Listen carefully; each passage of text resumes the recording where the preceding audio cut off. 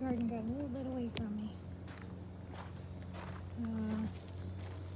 These were supposed to be potatoes, but I ended up throwing a few tomatoes in there as well.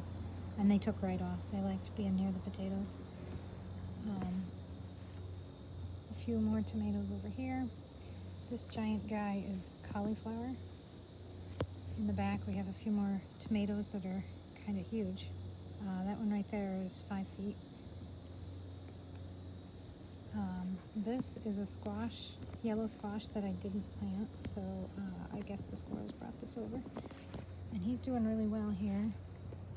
I've got 2 yellow squash that I swear were not even here yesterday. I don't know how they grew so fast. And then I've got something else here. This is a zucchini that I also did not plant. The squirrels brought this over. And he's down in there. A couple of tomatoes that didn't take off, but a few that did really well. There's a bean that's there's some pole beans here that kind of wrapped around everything and got all tangly. I should have pulled them out, but the Japanese beetles have been eating them and staying away from everything else, so I just left it and sacrificed the pole beans. There's Cherokee heirloom tomato, and he did really well. He made 2 giant tomatoes already, and now there's another 2 already on there and reddening, and a couple more that are green. Everything else, these are all the cherry tomatoes from Grandma's line.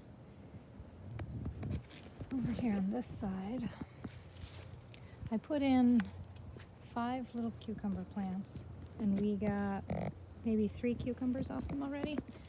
And I've got another one coming.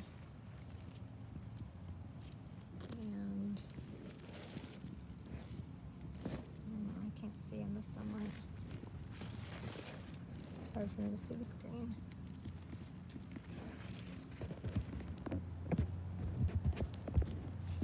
I've got another one over here coming in.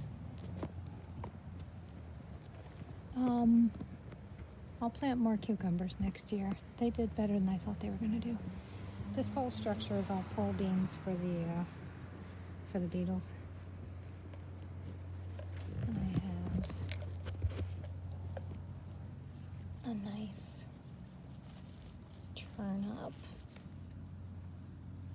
It's getting ready to be. I could probably pull him at any time now.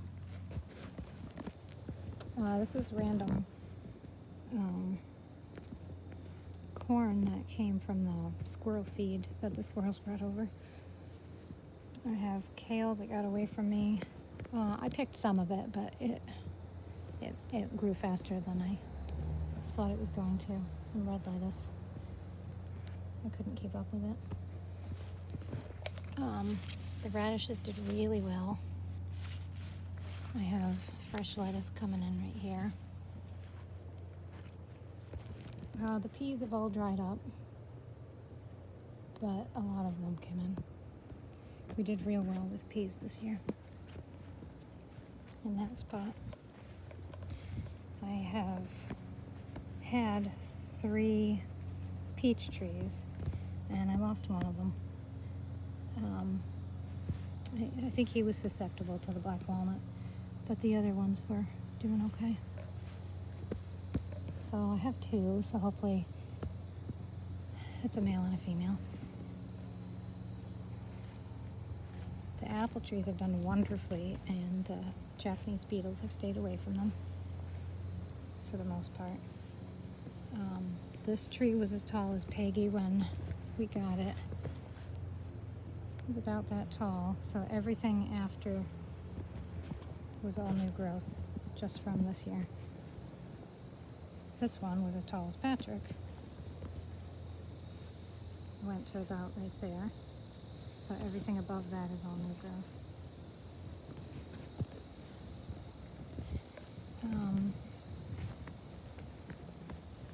grapevine is growing very slowly.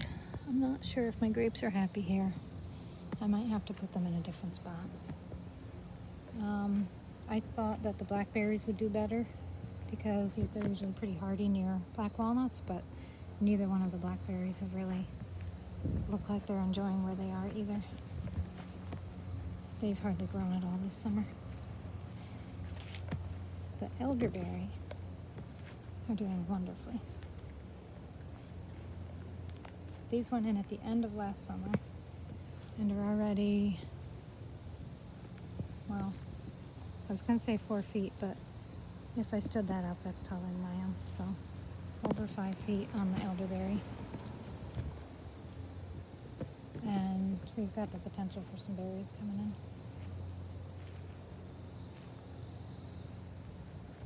And some good flowering.